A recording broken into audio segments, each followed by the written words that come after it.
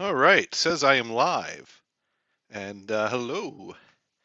And if you're watching this live, then you don't exist because it says there's 0 people. But if you're watching this later, um, I tested everything ahead of time. And I can't tell you how many times I've done one of these impromptu streams from down here, and I'm yammering away. And an hour into my explanation that I've given everything detailed to my liking, and I'm so happy with the flow and how everything's going, I get a message from Dune that goes, "Hey, dude, your mic's not working." So I'm going to take a quick moment here at the top of the stream while we're waiting for people to jump in, just to bring up the stream on my phone and make sure that my microphone is actually working. So I'm going to do that. And let's take a look here. Because I am streaming to 3 streams. Since this is a computer-related stream, I'm streaming to the Computer Bar YouTube channel, which I don't think uh, has a lot of members or subscribers, which makes sense. I've not been that active there. Um, and let's see. Let's take a look at that. And let's make sure I can hear me. All right, sound is working, and hopefully it'll keep working.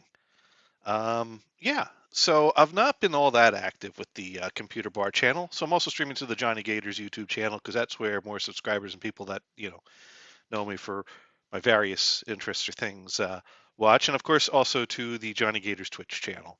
So got all my bases covered there. Although Five Hit Dune's probably going live with the tunes, but that's okay because you can always catch the replay. So yeah, what really motivated this is I have a thing for the ComputerLand BC-88. What do I mean by I have a thing for it? Well, I could start going into a bunch of dirty jokes right now, but I won't. I'll let you fill that in. No, I mean, this was the model computer that I had growing up, and so to start with, I had a desire to have one of these because the one that we had growing up, I left on the curb one day because it just wasn't practical anymore. There was no practical use for it anymore. And it's funny. I'm actually going to talk a little bit about practicality because you would think that the word practical would not come up in the world of vintage computing. Vintage computer as a hobby is not exactly a practical thing. It's a fun thing. It's a knowledgeable thing. It's a hobby thing. But it's not exactly a practical thing. But there is practicalities when it comes to that. And one of those practical things is rule one: don't buy old vintage inkjet printers. Rule two: don't deal with the old vintage hard drives. Just get an XTIDE card and use a flash card. And we've seen what happens when Rule 1 gets broken. But here we're going to talk about Rule 2, because the thing is that rules are made to be broken, and those rules I just kind of made up anyways. Well, I made up Rule 2 anyways. Someone else helped me out with Rule 1. But anyways, the thing is that when it comes to these computers, it's not really about practicality, it's about nostalgia. And the one I had growing up wasn't running off of a flash card. So obviously that makes me want to play with the old vintage hard drives. But if you're going to play with the old vintage hard drives, it's good to have some knowledge and also have the tools and also have options. Because I've found actually this computer here, which doesn't have a hard drive in it, is quite a fun computer. And that's been fun because I've acquired a collection of these. So this is one that is the best conditioned one. And Mod Pro in the house. Hello, Mod Pro. And you know, Is it weird that when I see Mod Pro say hi, my first reaction is, "Oh, should I show my feet?" But maybe that's a bit. At some point, we're going to take this running joke too far. And Mod Pro will be sure to tell us when that happens. But hello, Mod Pro. So yeah, I guess I'd like to start by talking about the collection of ComputerLand BC-88 computers that I have. This one's kind of one of my, well, I want to say it's my favorite, but I actually have two favorites. But this is my favorite because it's the nicest, cleanest looking one. It's in great shape.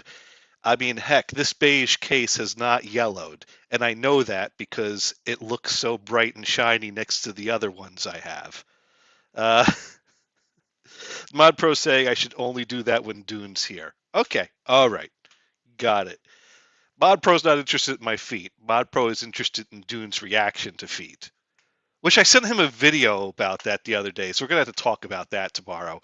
Anyways, so this is nice and shiny. So of course, when I got this one, my first thought was, oh, I should.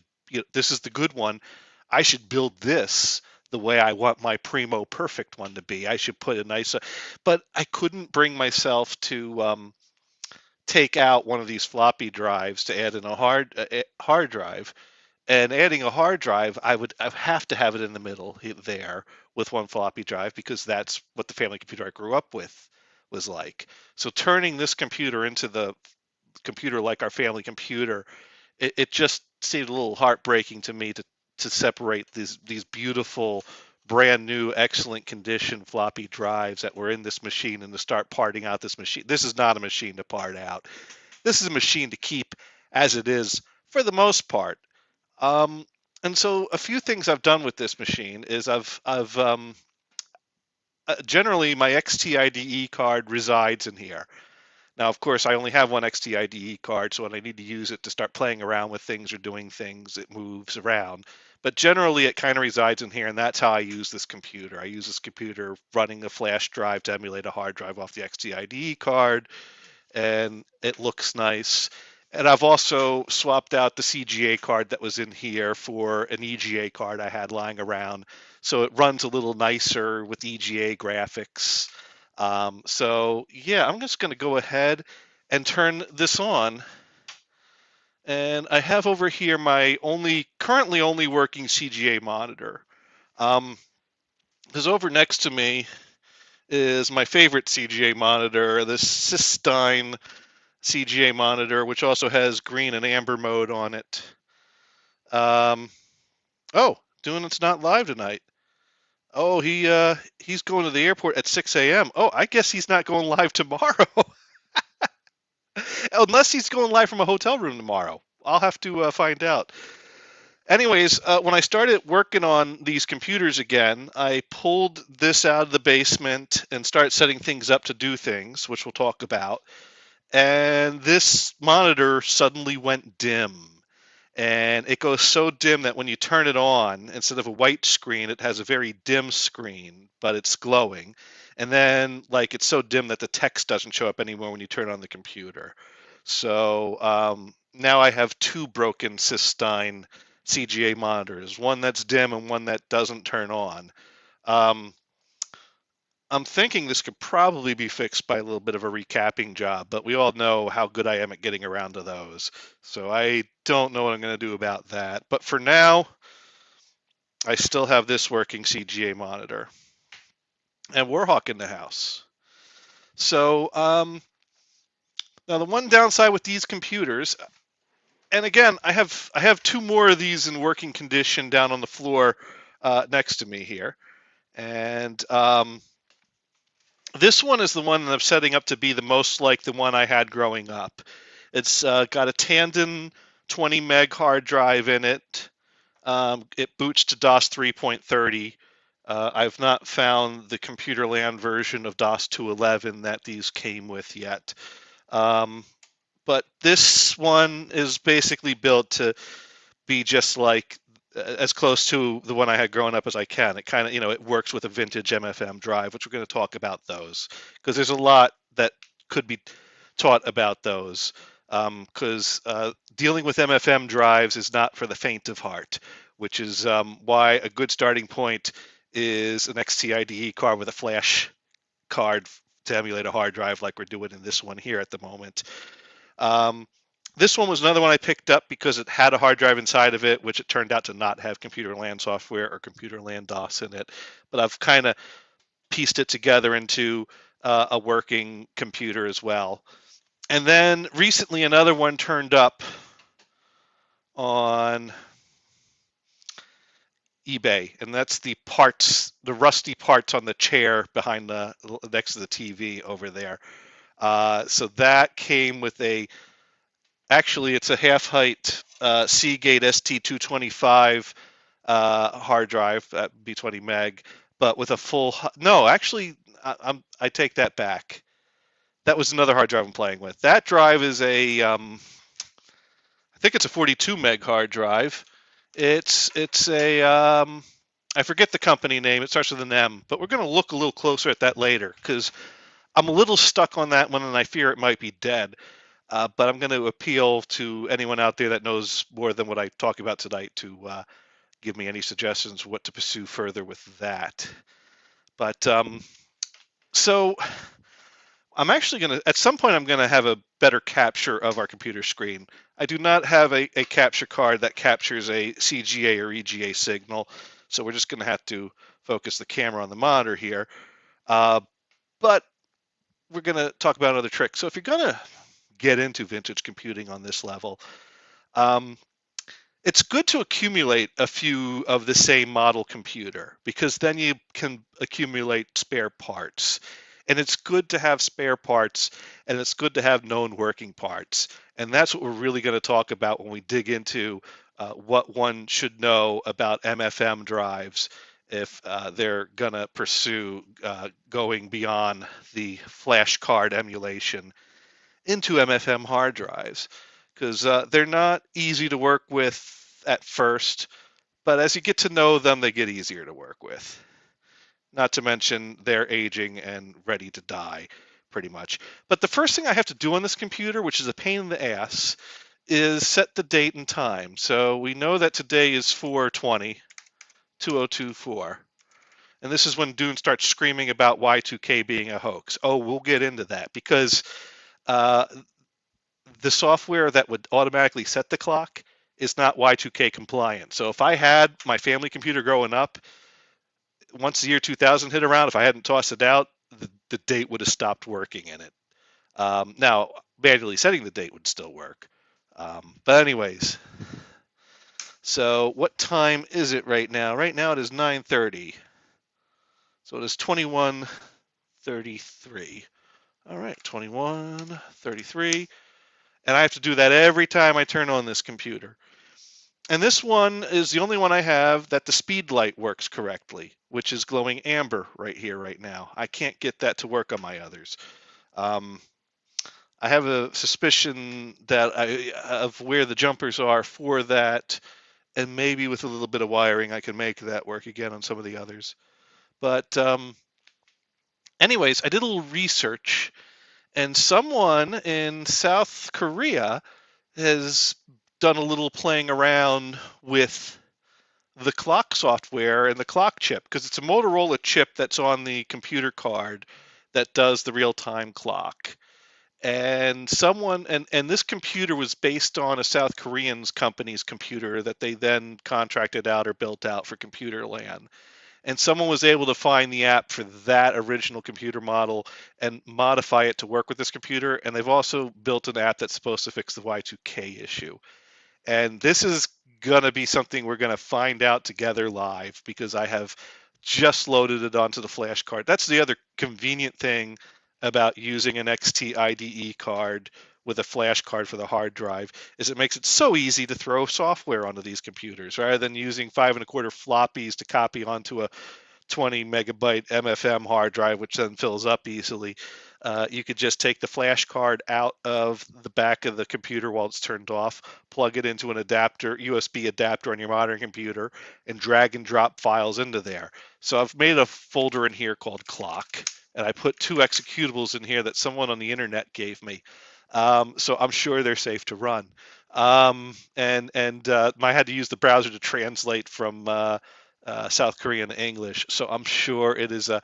So it's one's called RTC BC-88E, which I think is the clock executable, and then the other one is RTC2K, which I think does some kind of programming change that will make it BY2K compliant. So let's start by just running the original program and see what we can do. RTC BC-88E. First time running this executable, I have no idea what this is going to do. BC-88 real-time clock utility version 1.01a. Copyright TriGen Computer. Please verify the RTC date and time. BC-88 RTC program. Okay, so new date. 2-digit year. Well, let's try it and see what would happen so that we can give Dune his, here's your Y2K error. All right, so we're going to do a 2-digit year of 24. It'll probably think it's 1924, and I don't think 1924 is a valid date in DOS. So we might get an error. Month, 04, day, 20. New time. Our hour is, well, not 09, 21. Minute is 36. Return to DOS? Yes. All right. Now let's see what it says the time is. It says the time is 9:36, 26.03 p.m. Let's see what it says the date is. It says the date is 4/20/2024. Now let's see what it says this all is when we reboot the computer.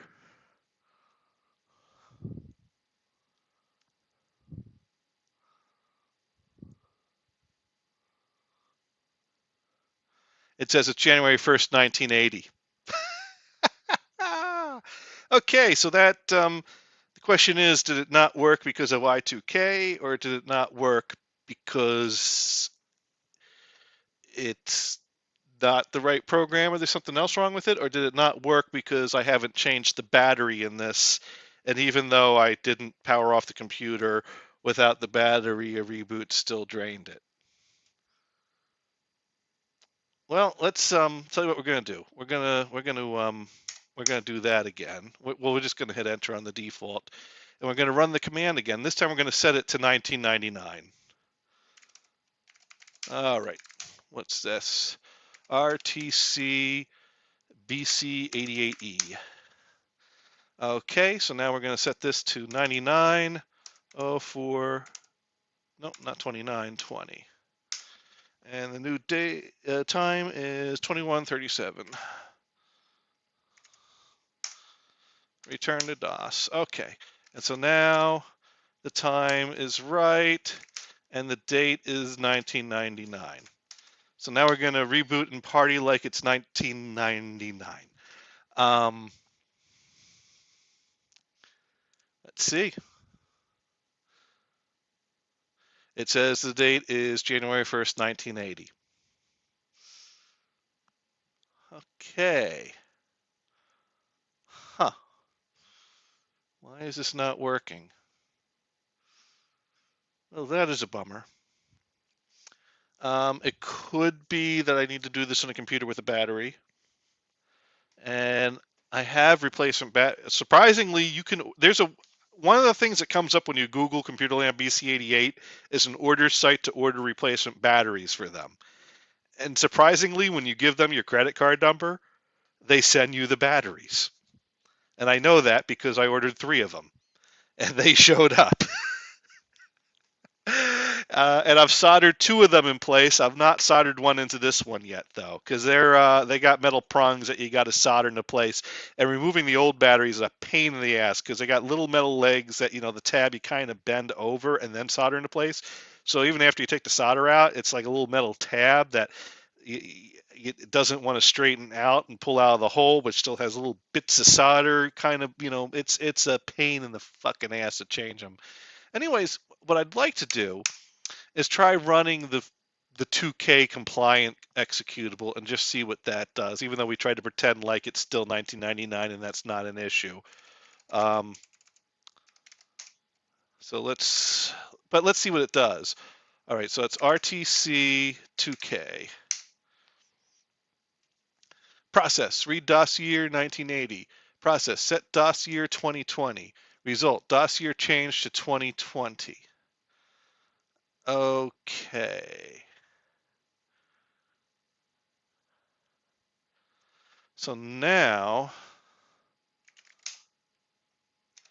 all right, but did it change it on the real-time clock? And if I reboot, will it hold on to that?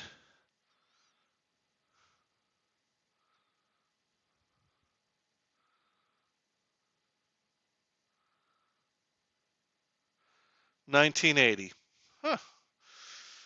All right, looks like I need to do a little bit more South Korean translating on that website, or I need to figure something else out. Anyways, that was a fun little first time thing to try here live with you guys. But I'm sure as much fun as it is staring at a blurry screen, that's not what we're really here to do. So we're going to turn this monitor off, and we're going to turn this tower off. So what does one do if they buy a computer with an MFM hard drive in it, and they're not sure, like the computer doesn't turn on, you're not sure what's working or what's not working? Because this pile of parts I have over here is a rust bucket, and the power supply ain't even supplying power to anything. So where do you even begin? Well, the best thing to do is to test parts one by one in a known working computer. So that's why I have this on the table and that and parts in the chair over there. So you're going to want to get under the hood. For our convenience, I have already removed the 4 screws in the back that hold the case on. So we're going to go ahead and take that off. And now we got ourselves a lab computer to work on and test things on. So first thing I'm going to do is I'm going to swap the video card out, because one of the things that these computers can do is they can run VGA video cards, and VGA video cards are much easier to capture and share on the screen. So here's my old EGA card. We'll just take that out for the moment, put it off to the side over here. And I've got over here an ISA VGA card.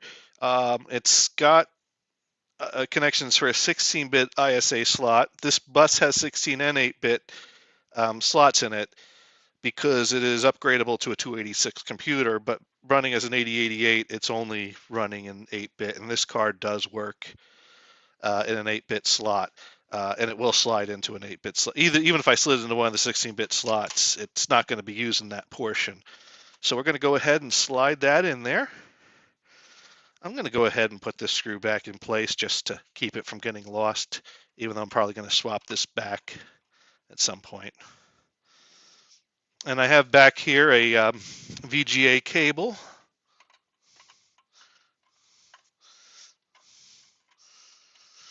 And this way, if you're having trouble keeping working CGA monitors, or you have a CGA monitor that stops working on you suddenly and you don't have a spare that still works, in a pinch, you can keep using these older computers on more modern monitors, because having a VGA monitor kicking around is far more likely than having a working CGA monitor kicking around. And also what I have here is a StarTech capture box, which I've fed into OBS, which we can capture that window. So I'm going to go ahead and I am going to do a screen share of my OBS window, because I'm not streaming from OBS, I'm streaming from StreamYard, so I can stream to multiple streams at the same time. So this is not exactly the normal method of doing these things. And now if we turn this on, you can see that up in OBS here, we got the Trident VGA card booting up. And one thing that's good to know, it's good to know your hardware. Your computer that you're going to use to test things, get to know it, get to know how it works. Because you saw that RAM test it does. Well, I know that this computer will start that RAM test just about immediately if there's no hard drive present, if there's no hard drive controller present. But if there's a hard drive controller present, it will stay on the black screen with a blinking cursor for a while, registering that before it starts doing the memory test. And so if you ever flip on this computer and you're trying to get a hard drive working and you see it just immediately does the RAM test, that doesn't mean that, oh, good, no 1701 error, I'm all set. No, that means, oh, it is so bad it doesn't even see that the card's connected because it didn't even try to communicate with it. So it's good to know your hardware. Speaking of which, we're actually going to connect some hardware. So let's flip this off for now. I'm going to set a better camera angle now that we're screen sharing a screen capture. So hello again. So we're going to talk about this pile of parts. So the main reason I bought this rust bucket of a machine is because I really wanted to know what's on this hard drive. And this hard drive was in the computer connected to this hard drive controller. And let's talk a little bit about hard drive controllers. So let's come back over to camera. So MFM hard drive controllers generally will have a few different sets of pins, and you have two cables that connect to your MFM hard drives. So this first cable has the wider connection on it, and you'll see that this has a red stripe on it, which goes towards pin 1. So it's to the left here. And if you're ever in doubt, you could usually find some kind of a model number on your hard drive controller and find the documentation on it, which can be very useful because some of these have jumpers on them that need to be set to the right place based on your type of hard drive. So it's good to find the documents for your hardware, find the document for your controller, find the documentation for your hard drive, review it, review jumper settings, things like that. But if you're lucky, you might want to consider that things were configured properly when they were put away. So the way the things come out of the machines is a good starting point. The chances are more likely that it got put away with the jumpers in the right place than someone just mixing up a bunch of jumpers that are hard to get at, or moving cables around and then putting it away. Anything's possible, so it's good to double check those things, but it's also good to take pictures of the way things are set up and use that as your starting point and kind of work under a logical guess that that's where it should be. So anyways, red stripe to the left of these. Now this thinner cable, so this thicker cable is kind of to control the drive, to communicate with the drive, whereas the thinner cable is your read-write data cable. And one of the big things that you're going to see a lot of if you start getting into getting these MFM drives working is when you first turn on your computer, if there's a problem, it'll put the code 1701 up on the top of the screen. And 1701 is a rather generic error that says, yeah, we see that we should be able to communicate with the hard drive, but we can't.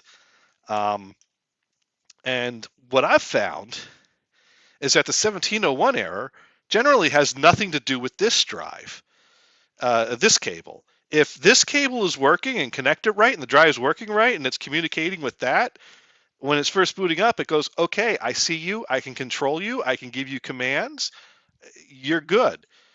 Because the first BC-88 that I bought and played around with, I actually had a bad cable like this, and it took me a long time to figure that out because I was getting 1701 errors.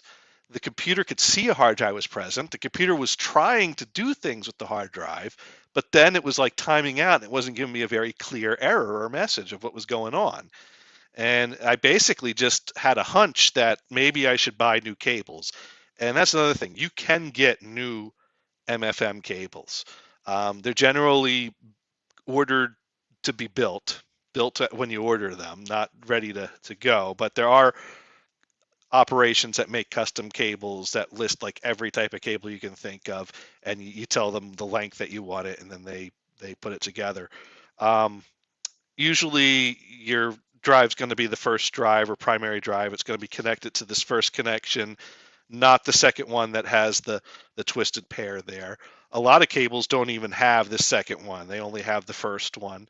And then the first drive is going to get connected to, each drive gets their own little cable, because if you peel this back, you can see there's a spot under here that you could connect the second one of these to. So the second drive would have to have the right jumpers for it and would get connected to the second one with the twisted pair and would get connected to the second. But we're not going to deal with, I have enough trouble getting one drive to work. I've not been that successful at getting two drives to work on the same controller.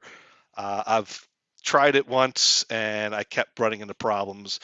And when I tested every part individually, they were all working. When I tested every configuration individually, they were all working. When I put it all together and turned it on, computer said no.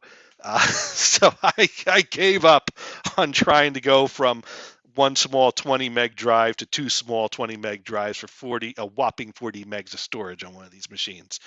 So anyways, it's good to have multiple controllers and cables, and it's good to have a controller and cables that you know are working, because that's going to help you out a lot to test things with a hard drive. Because we got this controller, these cables, and this hard drive that all came in that rust bucket, and they don't work out. It's like, what's not working? Well, actually, what I did have. So let's go through what I went through.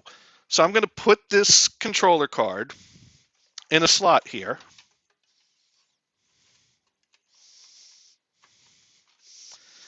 And we're going to take this hard drive and we're going to connect our cables. So these were connected with red to the left, if we're looking at it, or red towards that way. Red towards towards the left if we're looking at the drive front on. To the right if we're looking at it from the back.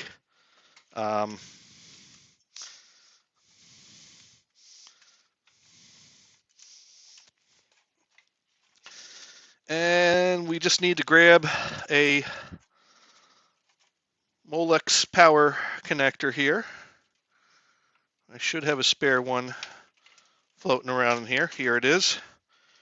And we're going to connect that in to the hard drive.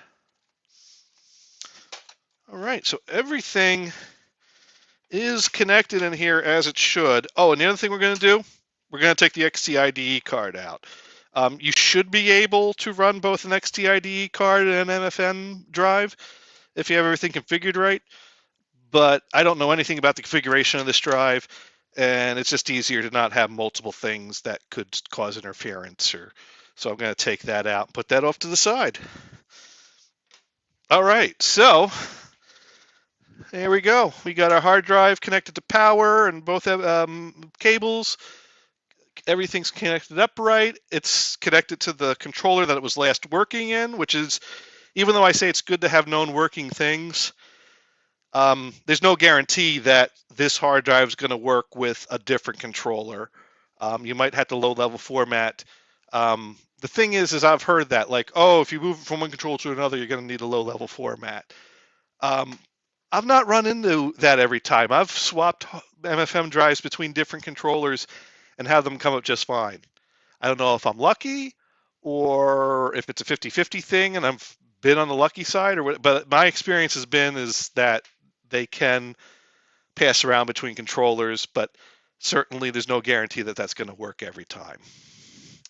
All right, so let's go back to our window display here, and we're going to turn this on.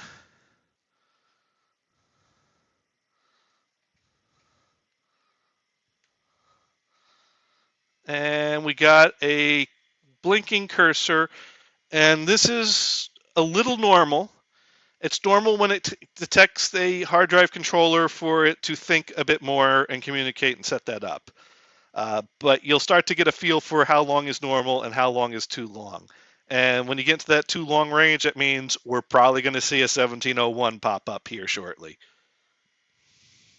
And there it is, 1701, and now there's our RAM test going.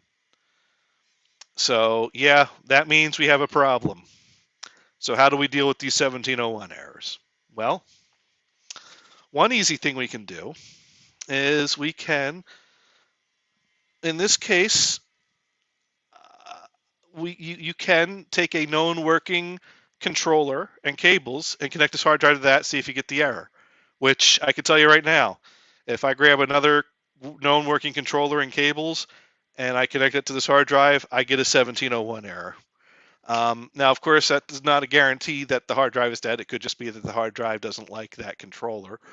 Although I think even if you're going to low level format, you have to boot without the 1701. So that's not a good sign that even changing controllers, you're still getting the 1701. So one thing we can do, though, to see, do we have bad cables? Do we have a bad controller here? What do we have? Is we could take this hard drive off. And over here, I have a Seagate ST225 that came in one of these computers. And this drive, I know it works, and I know it boots up. I know it's been working fine the last time it was connected. I know it was working fine the last time it was connected earlier today. Of course, if the last time I booted this up was, a year ago, then, we're hoping that it didn't break. But this is what I did, and it was like at least a year since I last booted up, and it still did. So I'm going to go ahead, connect our Molex connector for power. We're going to connect our MFM cables. This has got this little piece of cardboard here getting in the way of my cables, but we're going to go ahead and we're going to try that again. There we go.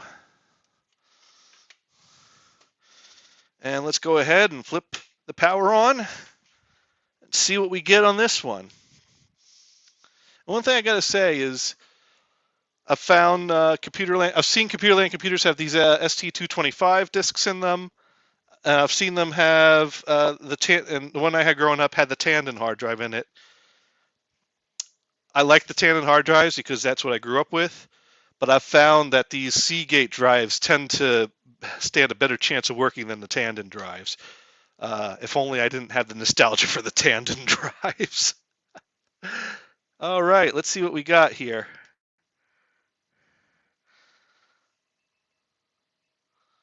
All right, and we see we've booted up to, it is asking for the date. So yeah, this controller and these cables are working fine. So we know that in our rust bucket pile of parts, we got a good controller, we got a good set of cables. So that is now known working equipment. Of course, we'll go ahead and enter some things in here.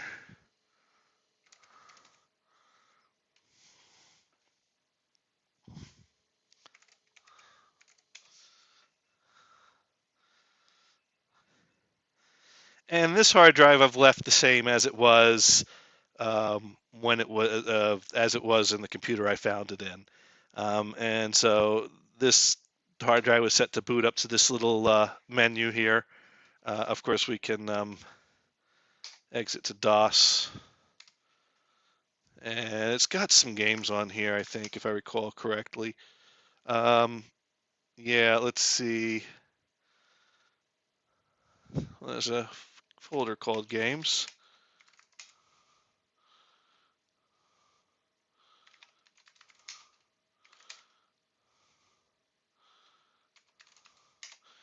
Well, it's got Wheel of Fortune on it.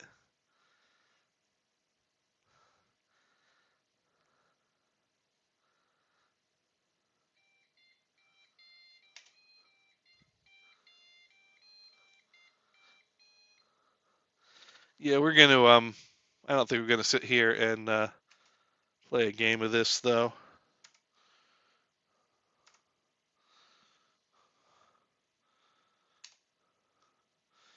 We'll exit out of here shortly.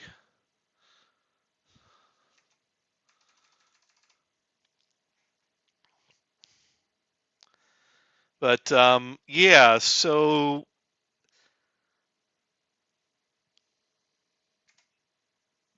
but here's something else I did today. And I like to use this park command before I shut down to park the head. Generally, you don't need to do this if a computer is staying stationary. Um, I think this command really kind of dates back to the days of the luggable computers that you want to park the drive uh, if you're going to pack up the computer and carry it home or carry it somewhere, so that way you don't have the head banging around on the platter. Of course, for me, this is good practice because I'm going to take this hard drive and go store it somewhere. It's not stationary in the computer, or I move these computers around all the time. So yeah, it's a good idea to get in the habit of doing that if you're dealing with collection equipment that you're moving around to different tables, things like that. All right, we're going to turn that off. So anyways, we know that we have a working set of cables and a working controller. Now, what if you have a drive that's not giving you a 1701 error, but it's not working? Well, that was something I ran into today because I found that I'm dropping things.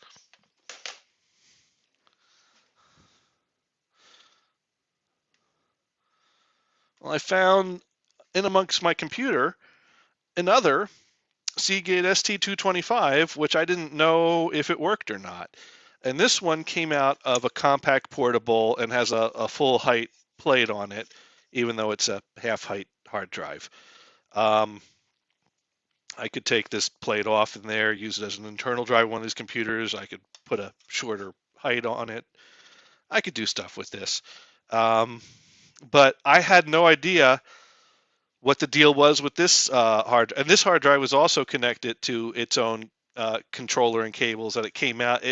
Basically, it was a parts machine I picked up. It was a compact portable that someone just cut the keyboard off of. So it's missing the original keyboard, and I had two other compact portables that had their own issues. And so by buying a third machine that was impossible to restore without finding a keyboard somewhere, I basically was able to have enough parts to put together two working compact portables. Um, and this was kind of a leftover part. I ended up not using in any of them because I decided to have one compact portable with a hard drive that came in it and the other one with two floppies. Um, and so I decided to just keep this around as a spare. And so I found through, this controller, the controller this came with, I could get my computer to boot up without a 1701 error, but I couldn't access anything on the drive. And at this point, I really didn't care what was on this drive. It was just sitting in the compact portable. It probably had compact DOS on it. Um, sometimes if it just doesn't work out and you got to format it. Um, Now, the drive that came in the parts ComputerLand machine, I really want to try to find what data's on there before I give up on it. But this drive, usually it's rare that you find good treasure on a hard drive. Usually they're business computers. You find business software, which is entertaining for about a half hour, and then it's like, okay, I don't have any accounting to do, and I have no idea where the books are for this business. So let's wipe it and put something fun on it. Um, yeah. So what I did today was I connected this drive after I gave up on trying to get the other drive to work because that drive I cannot get past the 1701 error. But I connected this drive, and of course now when I connect this drive, it's going to work perfectly fine because I've already gone through and done things to fix it. But we're going to pretend that it's not. We're going to pretend that we are not getting a 1701 error, which we're not, but that then nothing's booting up on it, and when we boot to the A drive, we can't access it, doesn't see a C drive, F disk doesn't see it either. And so one thing that we need to have if we're going to deal with this is a method to boot up. And so I have a set of floppy disks. If you're going to get into this stuff, another thing not for the faint of heart, floppy disks. Oh, God, they die. They're old. They fail. You can buy new ones. Even the new ones, can fail on you pretty easily. But if you're really going to dig into the weeds of the vintage, you got to have some known working floppy disks and build yourself like some DOS bootable disks and some other tools and things like that. And so I have this bootable 3.30. So we're going to go ahead and we're going to we're going to boot to our A drive. And there's three commands we're going to need to deal with. fdisk is what we use to make a partition. Format is what we use to format the partition. The debug command is what we're going to use if we need to do a low-level format, which if you're running into problems, sometimes you need to redo the low-level format on these drives before you can create a partition and create a format. And that is what brought this drive back to life. So I'm going to, since we're talking about MFM drives, I'm going to show you this process in case you run into that if you're digging into this, because I don't think any of the vintage PC streamers have really dug into this process or into the MFM drives. Generally, the rule of thumb is avoid them and use flashcards. And hello, Dune. Yeah, Dune's got to get up stupid early, so he's checking in a little bit, see what's going on here. So here we are, typing in our date. Please, Dune, hold the Y2K comments. I can find you a Y2K error if you want me to, but this is not where we're going to run into one. All right, so now we're at 2206.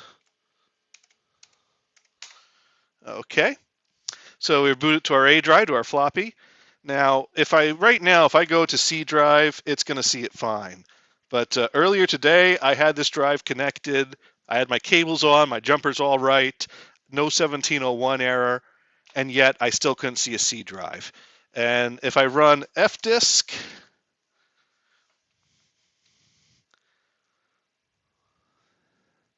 it sees the disk and it asks me if I want to create a DOS partition on there. But when I did this earlier, it was basically telling me no disks present. So yeah, I had disconnected, cables connected, no 1701 error, and fdisk tells me it can't see a drive. That's what the situation was earlier. And so at that point, it's time to take out disk 1, find where I put my case of floppies. I put it over here. And take out DOS 3.30 disk 2. And we're going to put that in there. And that disk has the command debug on it. So what we're going to do is we're going to run debug. And we get a dash, because if you're running debug, that means you know what you're doing, and they're not even going to tell you do something now. They're going to give you a dash and go, you know what to do, tell us. And what do? I Google. I Google for the command that I've typed in a handful of times that I do not memorize.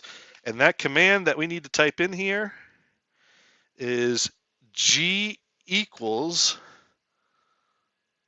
C800:5. All right. Let me pull up my screen and make sure that looks right. It does. And we're going to hit enter. And there we go, Super BIOS 2 Formatter Reversion 1.0, copyright Western Digital, 1988. Current drive is C. Select new drive or return for current. So even though fdisk doesn't see a C drive, this sees it. And I hit enter to continue. Current interleave is 3. Yeah, I just hit enter, and that served me well. Are you dynamically configuring the drive? Answer Y, no. If you answer Y, it's going to ask you a bunch of questions you don't know the answer to. If you enter N, it just does its thing. So I've always just hit N here. Maybe if someone else decides to dive into this topic, they could give more details as to why typing in N works. I think what N does is it uses the settings on the controller, whereas Y basically lets you manually set how many sectors, how many this and that and the other, which is information that if you have the documentation for the hard drive, which you should, it would be good to pull up a document for the Seagate ST225 to have on hand if you're going to dig into it. You could get all that information. I might have a document somewhere on one of my computers, but I've not run into a problem hitting N on this. So we'll hit N, we'll hit enter, press Y to begin formatting drive C with interleave 3. And we're going to hit Y.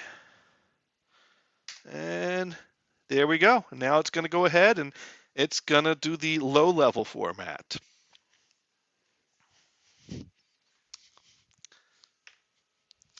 And now we wait.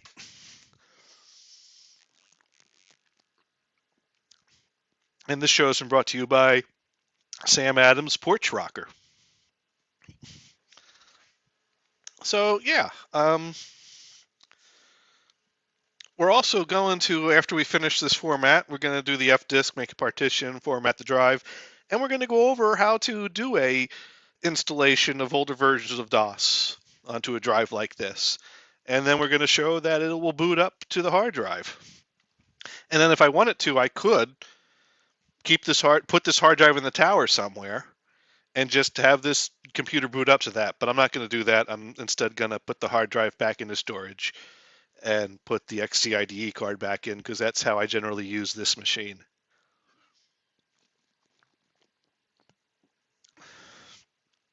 So this process takes time. I'd say it's a 1 cup of coffee process, not a 2 cup of coffee process. And that's tricky when you have processes that take time, but you don't know how much time it takes, and it's such a variable of time that you can't get a good frame of reference from someone.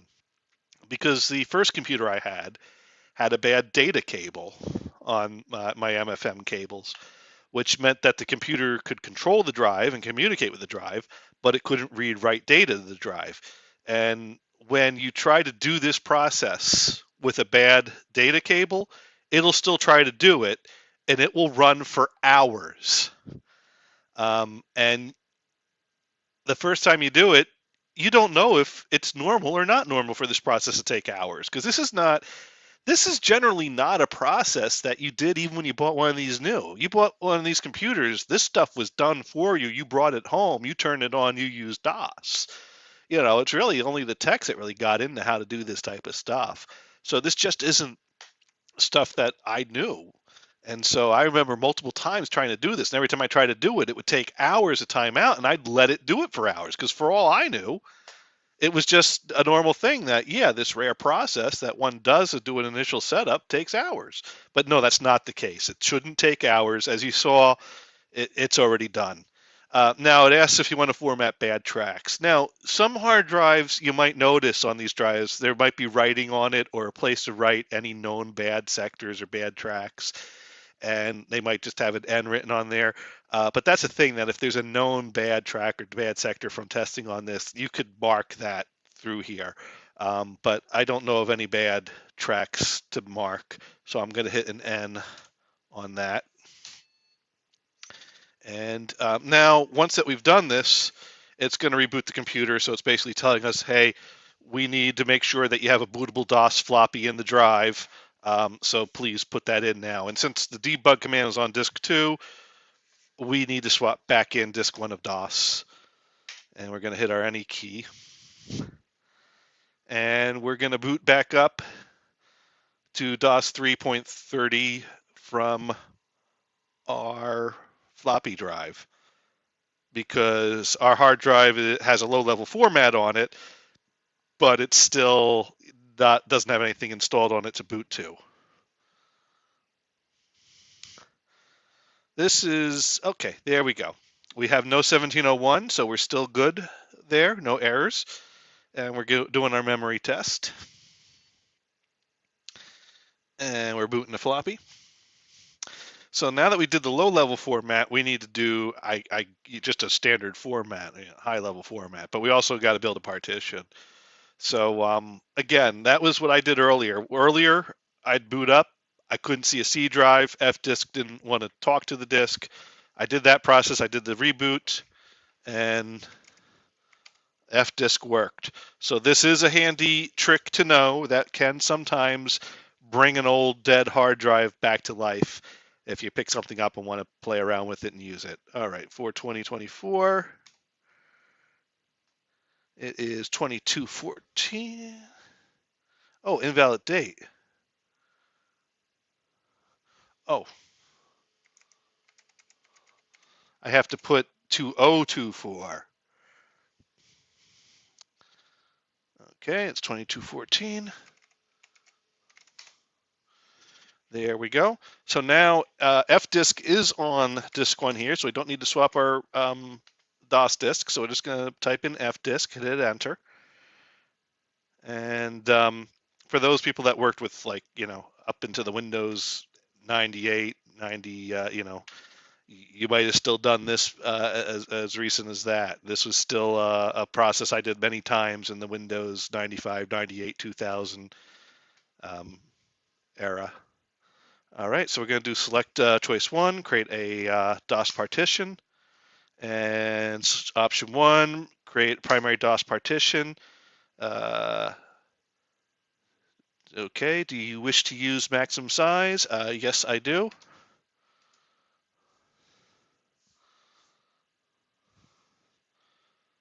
And there we go.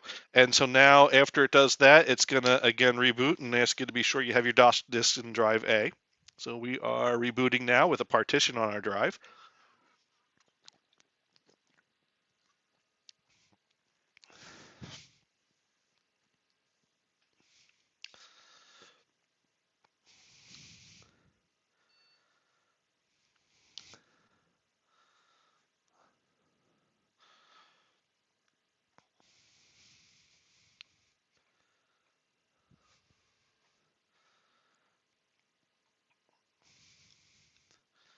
Okay. 420, 2024. Oh.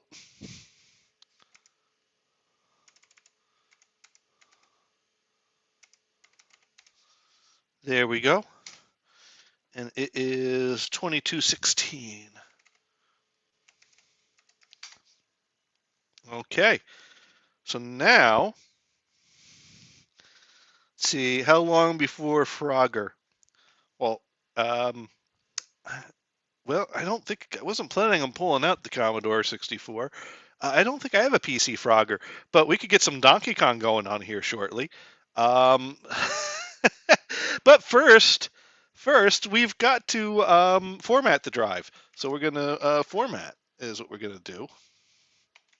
I think we do format and the okay, there we go. All data on removable disk. Drive C will be lost. Proceed with format. Yes, because all right, now this part's going to take a little while. Dune running in, how many times does it make you put the date time in? Every time I boot this machine. This machine has a Motorola real-time clock chip in it. I've read lots of documentation on it, and although it tells me the details of the pin input and the pin output and the voltage and this and that and the other, it doesn't tell me what damn executable I need to run to make it work right. I did find someone online in South Korea that has a website that goes into a bit more detail. Apparently, the command that the Motorola chip uses is not Y2K compliant, or the chip is not Y2K compliant. So even if I could get this chip to work with the date, it would stop working after December 31st of 1999. But the person supposedly ran a executable that fixes that bug. I did test it here earlier at the start of the stream for the first time, and I couldn't get it to work. It would say it set the date, I'd reboot, it was back to 1980. So in theory, there is a way to make this computer automatically set the date and time every time it boots up with the real-time clock chip that's built into it. I just don't have the right executable or correction, Y2K correction, even if I had that. That is why I bought the other computer that had this hard drive in it, because I was hoping that this hard drive still had the original configuration for a ComputerLand BC-88, including whatever configuration would make the damn clock card work. But no matter what I do, I keep getting a 1701 error every time I boot up this hard drive. And so that's kind of my appeal to anyone who's stumbles on this video that is watching along and screaming at me at all the inaccuracies or the technical things I've gotten wrong about MFM drives. If you know more than me about this, please let me know if you have any other ideas. Because like I said, I am using this with the controller and cables that it was connected with. I have found documentation online. I believe all my jumpers are in the right place. The jumpers on there.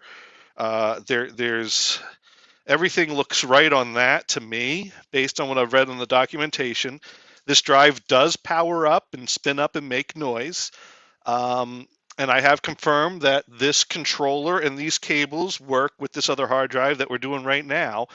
And despite all that, when I have everything connected correctly, and this spins up and I turn it on, I am consistently getting 1701 errors on this.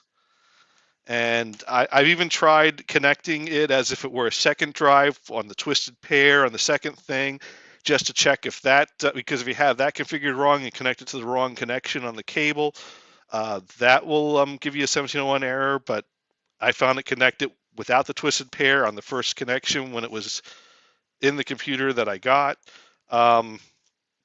So, I mean, the the easy guess to go with is, well, it sounds to me like you got a bad hard drive. But if anyone has any other ideas what I could do for a consistent 1701 error when you know it ain't the cables and you know it ain't the controller, is there anything else I can do with this drive to try and revive it? Please let me know, because I really would like to get the data off of this and see what is on it and if it's original ComputerLand BC-88 software. Anyways, our format has finished. So now the question is, what do we do with the brand new formatted hard drive? Well, we install DOS on it. How do we install DOS on it? Well, we go to Google and we find an old forum thread. And there are a few commands that we run. So the first command we need to run is sys space c:. And that is the command that is going to basically copy our bootable system files onto the hard drive so that the hard drive will boot up rather than booting from the floppy. So we do that.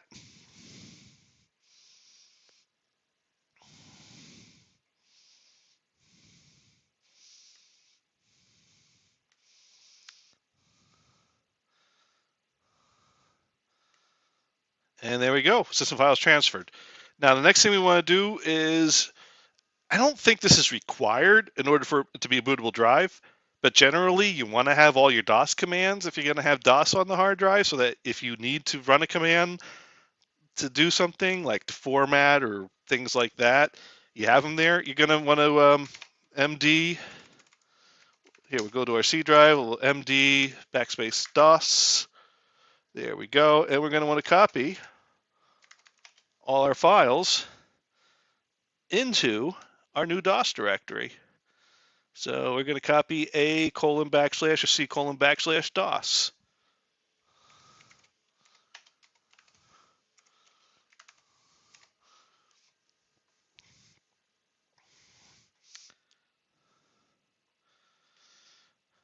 And then the other thing we're going to do is we're going to want to copy our command.com file to the root of C.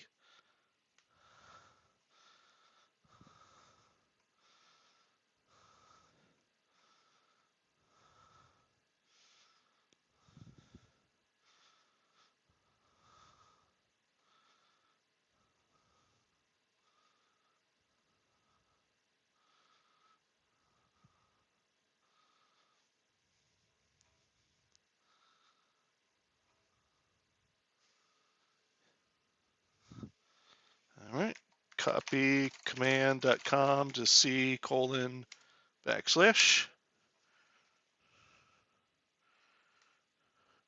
And then we're going to want to copy our commands from disk 2 of DOS into our DOS directory on the C drive. So we're going to swap our floppies. We're going to do copy A:/ space C:/ DOS.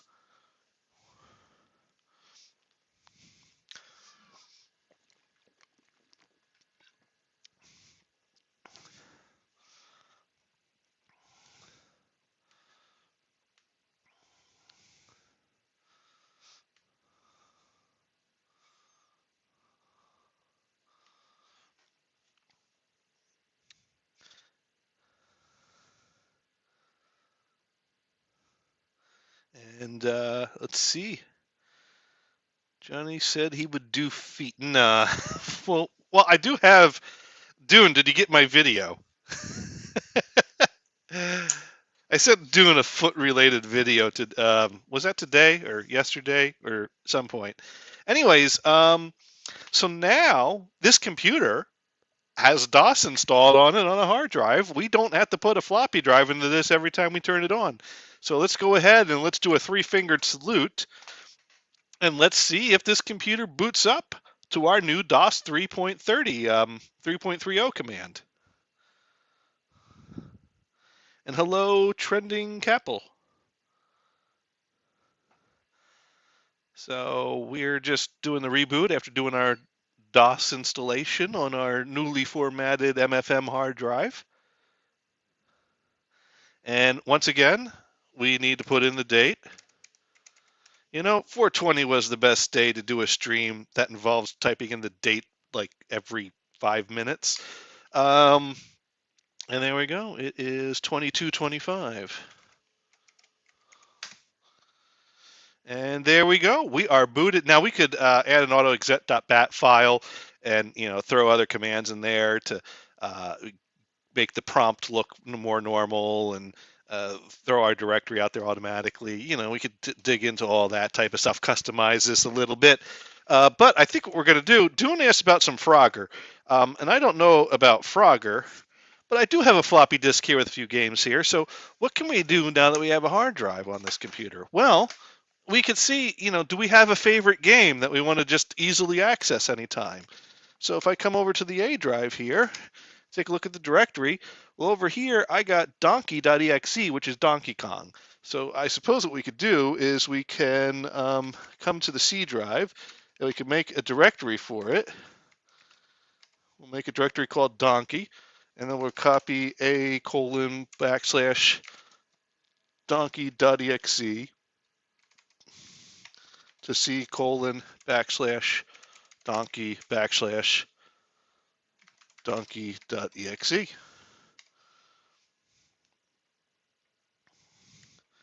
I probably didn't need to type in the file name the second time, but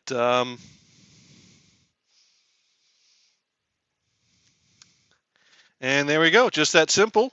We have now installed Donkey Kong on this computer. So now we can put our floppy away to a safe place and not have to pull that out every time. And we can come over here and we could go cd donkey, and we could type in donkey, and it's going to say if we have a joystick. Now the trick to PC Donkey Kong is to never play it with a joystick. And I prefer to say no to full color. What does full color mean? Full color means that it's going to be a green, red, yellow palette, whereas not full color means it's going to be a blue, purple, brown palette. And yeah, I mean, because there's two ugly looking CGA graphics modes. This is the one with the purple and the blue. The other one's with the green and the red and the yellow. So we're going to go ahead and we're going to play normal one player. All right, and we basically want to just use our arrow keys, and spacebar makes us jump. Of course, the video I am looking at has a bit of a lag on it because I'm using my capture card, and so that is going to make me really off my game. I died before I even saw that barrel because I'm that delayed. Let me see if I look directly at the OBS feed if I can get less delay here and actually play a game.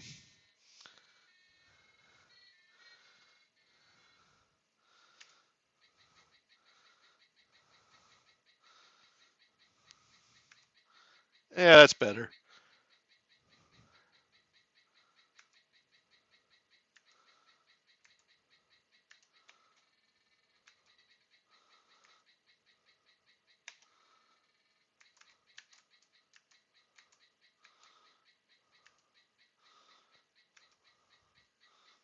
There we go. Just like being at the arcade, huh?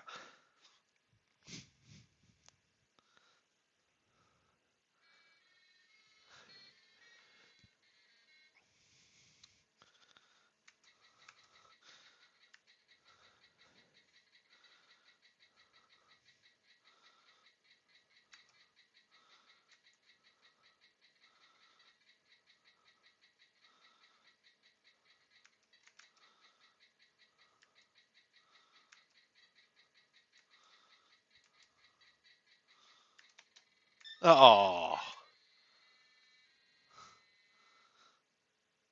and that's game over. So there you go. That's what you could do with one of these computers. So yeah. So anyways, there's a little video on there on how to deal with how to troubleshoot MFM hard drives, which is basically how to troubleshoot everything.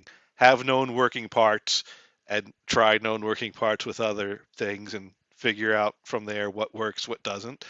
But ultimately, if you could get things to boot up with a 1701 error, then the big thing is knowing how to format and set up an MFM hard drive, which we basically walk through that process here.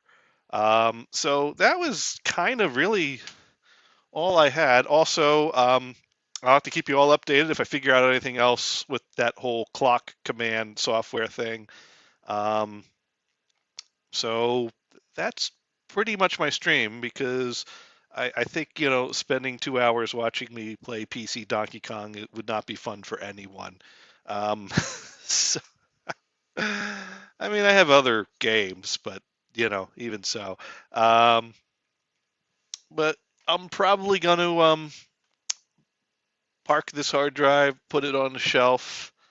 And I mean, this is a good spare drive. I have a few of these Seagate drives. They make good spare drives. I mean, it's like I said, I've unintentionally accumulated a number of ST225 Seagate hard drives. Um, so it's good to have in a pinch if you want to have something authentic to throw into an old DOS PC in a pinch, and a little bit of effort and a bit of accumulating of parts. It's not hard to do. That said, what am I going to do with this machine? I'm going to put the XTIDE card with the flash card in it back in here because it holds a whole lot more and is just so much more convenient. But I still have my other two computers on the floor here that do have MFM working hard drives in them. Although I got to tell you, my Tandon MFM hard drive, but the one that still works out of all of them, every time I put it away and pull it back out, I have to open up the tower, take out the hard drive, put a little bit of drop of machine oil on the spinning part, and work it a little bit to get it to spin up again. I'm not kidding. It works. It works every time. Every time I pull this thing out of storage, the hard drive seizes up, will not start up. I take it out. I work the little pin thing that spins around. I put a few drops of oil in there and I work it.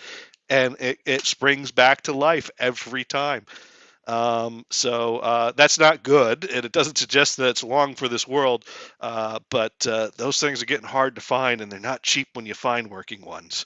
And when you spend not cheap money on working ones, they tend to not keep working long, which is really frustrating to have a hobby of buying a specific hard drive for its sound that is not cheap and not reliable. So that's a bad combination right there. Um, but hey, it's cheaper than crack.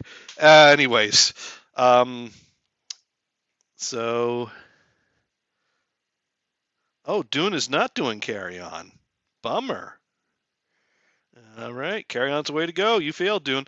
So now the question for Dune is, Dune, you're flying at stupid early o'clock tomorrow, but does that mean at stupid late o'clock tomorrow or normal late o'clock tomorrow? When the Dune and Johnny show is going on, are you out to dinner with a group of people, or are you chilling at the hotel room to do an on-location Dune and Johnny show? Because I know Mod Pro is all geared up for more feet jokes, and we don't want to let Mod Pro down now, do we? Because if we let Mod Pro down, the terrorists win. Dune is most likely going to be having dinner. Oh, boo hiss. Oh well. Anyways, I should have saved this for tomorrow. I should have done this stream tomorrow in lieu of the Dune and Johnny show, but I did it today. So I don't know if I'm going to have another topic to go solo tomorrow. But anyways, hopefully we'll be back next week. So yeah. Oh, Dune will let me know. So stay tuned. He might be doing dinner, but he might not. He might be having some to-go cheesecake waiting in his fridge for him after an early dinner. Who knows? We'll find out. Mod Pro writing it. He already let me down tonight. Oh, let's all guilt trip Dune now. No, Dune. Enjoy your dinner. You deserve it after getting up at stupid o'clock tomorrow morning. All right. Anyways, KK, take care, peeps. All right. Good night, Dune. Good traveling. Good night, Mod Pro. Good night, everyone. And good night to all the future people that stumble onto this video. Oh, hey, cool thing happened. Years ago, when I was doing all those like tearing apart compact computer videos that was like, stupid long, horrible camera angles, barely watchable, someone left a comment in one that apparently my video was the only video that properly showed how to like mount or put in the drives into those cases and helped him with whatever custom job he was doing with one of those compact portables. So that to me was awesome. That one of my random late night spiel YouTube streams was actually useful to someone. So that was I really want to hear more about his project though. He did not reply to my reply though. But anyways, thank you everyone for watching. I hope someone out there might find this stream helpful at some point. And remember, stay away from those vintage inkjet printers. It is far more practical to play with MFM hard drives. All right. Good night, everyone.